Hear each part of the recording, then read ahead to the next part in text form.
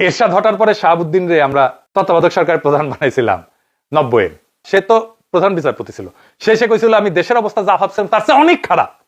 Professor Yunus এসে তো কইছে সবকিছু লটর ভটর হয়ে আছে, বলছেন না সব লটর পটর অবস্থার মধ্যে আছে, কোনোটাই ঠিক মতো চলে না।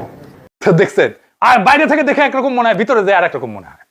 কারণ বাইরে থেকে ধরে নিয়েছিল যন্ত্রটা ঠিক মতো কাজ করবে, তো রাষ্ট্রযন্ত্রটাই যদি বিকল হয়, প্ল্যান দিয়ে সেই যন্ত্র ঠিক করা যায় না। আই হ্যাভ এ প্ল্যান, এটা স্টেটসম্যানশিপের বিপরীত। এটা শুনতে আধুনিক লাগে, আই হ্যাভ এ প্ল্যান, আত্মবিশ্বাসী মনে হয়। কিন্তু রাষ্ট্রের ইতিহাস জানলে, রাষ্ট্রের দর্শন বুঝলে এই বাক্য শুনে ভয় লাগার কথা। রাষ্ট্রনায়ক কখনো প্ল্যান বানায় না। তাহলে স্টেটসম্যান কাকে বলে? স্টেটসম্যান সে না যে সে সব প্রশ্নের উত্তর জানে। তারেক রহমান যেটা বোঝানোর চেষ্টা করে, আমি সব জানি, আমার কাছে সব তথ্য আছে, এই যে 600 ফিট আর রিলস দিয়ে বুঝাইছে না। স্টেটমেন্ট সে যে জানে সব প্রশ্নের উত্তর একসাথে জানা সম্ভব না। সে নিজেকে এক্সপার্ট ভাবে না, সে নিজেকে প্ল্যানার ভাবে না, সে নিজেকে সিস্টেমের উপরে দাঁড় করায় না, সে নিজেকে দেখে ইনস্টিটিউশনাল ইন্টেলিজেন্সের রক্ষক এই হিসাবে। সে যখন বলে আই হ্যাভ এ প্ল্যান, সে আসলে বলতেছে রাষ্ট্র আমার মাথার ভেতরে, জটিল বাস্তবতা আমার নকশায় ধরা পড়বে, আমি সব পারতে বেশি বুঝি। এটা রাষ্ট্রনায়কত্ব না, এটা চিফ প্ল্যানার সিনড্রোম। রাষ্ট্রনায়ক আর রাষ্ট্রের চিফ প্ল্যানার এক জিনিস না। পরিকল্পনা মন্ত্রণালয়ের প্রধান না সে, এনে বিপদ। আধুনিক রাষ্ট্র কি শেখায়? আধুনিক রাষ্ট্র একটা কথা পরিষ্কার জানে, সিস্টেমটা এমন হইতে হবে যেন সবচেয়ে বুদ্ধিমান মানুষ, দেশের সবচেয়ে বুদ্ধিমান মানুষটাতে সিস্টেম বেশি বুদ্ধিমান হয়। কারণ মানুষ ভুল করে, মানুষ অহংকারী হয়, মানুষ নিজের প্ল্যানের প্রেমে পড়ে যায়। ভালো সিস্টেম ভুল ধরতে পারে, নিজে ঠিক করতে পারে, নিজেকে নিজে ঠিক করতে পারে, প্রয়োজনে নেতার বিরুদ্ধে দাঁড়াইতে পারে। এটাই সবচেয়ে বড় সমস্যা যে তারেক রহমান স্টেটসম্যান না হইতেছে, প্ল্যানার হইতে চাইতেছে। সে বলতে পারতো আমি প্রতিষ্ঠান শক্ত করব, আমি সিদ্ধান্ত ব্যক্তির হাতে থেকে বের করব, আমি প্রতিষ্ঠানটাকে শক্তিশালী করব, ইনস্টিটিউশন গুলোকে দাঁড় করাবো, আমি এমন রাষ্ট্র বানাবো যেটা আমাকে ছাড়াও চলবে। কিন্তু সে বলতেছে আই হ্যাভ এ প্ল্যান। এই বাক্যের রাষ্ট্র ছোট হইতে হয়, নেতা বড় হয়। আর ইতিহাস বলে যখন নেতা বড়, সেখানে রাষ্ট্র দুর্বল। রাষ্ট্র কোনো প্ল্যানার নেতা সহ্যই করতে পারে না, এটা ফিট করে না রাষ্ট্রের সাথে। কারণ প্ল্যান ব্যর্থ হইলে সংশোধনের জায়গা থাকে না, ভিন্ন মত শত্রু হইয়া যায়, সিস্টেম চুপ করে থাকে, ক্ষমতা কথা বলতে শুরু করে। এটাই স্বৈরাচারের প্রথম ধাপ।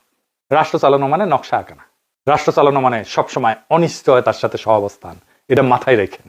রাষ্ট্র মানেই অনিশ্চয়তা, সারাক্ষণ, সব সময়, প্রত্যেক মুহূর্তে অনিশ্চয়তা। আপনার কোনো প্ল্যান কাজ করবে না, এটাই রাষ্ট্র। যে নেতা বলে আমার প্ল্যান আছে, সে রাষ্ট্রকে নিজের মাথার ভিতরে বন্দি করে ফেলে। আর এই মাথা ভুল করলে রাষ্ট্র পড়ে যায়।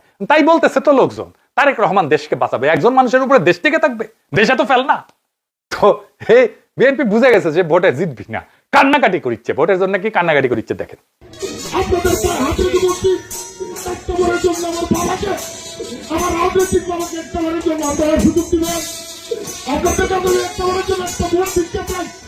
একজন মানুষকে কিন্তু ভোট দেবেনি, আপনারা দেখাই চাই, ভোট কিন্তু করে রাখতে পারবেন না।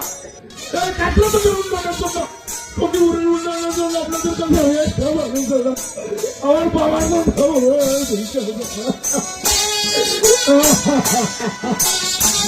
আপনারা মোটি বাবাকে সম্পদে বাড়াবে।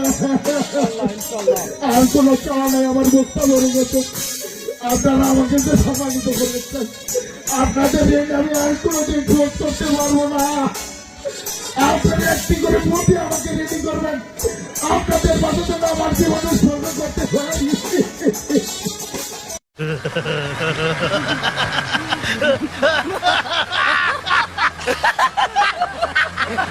এডিটর সাহেব, আপনি মানুষ ভালো না, এই কান্দনের পরেও হাসি দিলেন।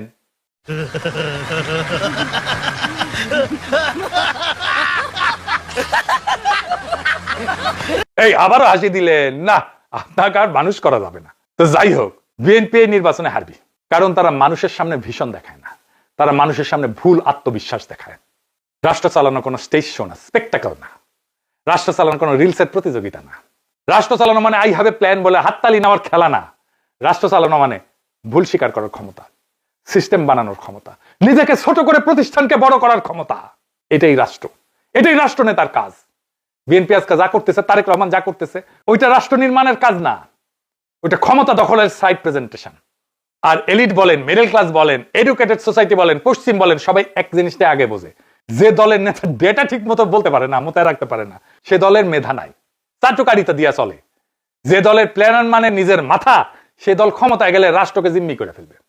এরা নির্বাচন যাইতে পারে, প্রচারণা চালাইতে পারে, এবং আমি মনে করি ধানের শীষ এবার ভালো করবে, অনেক ভালো করবে।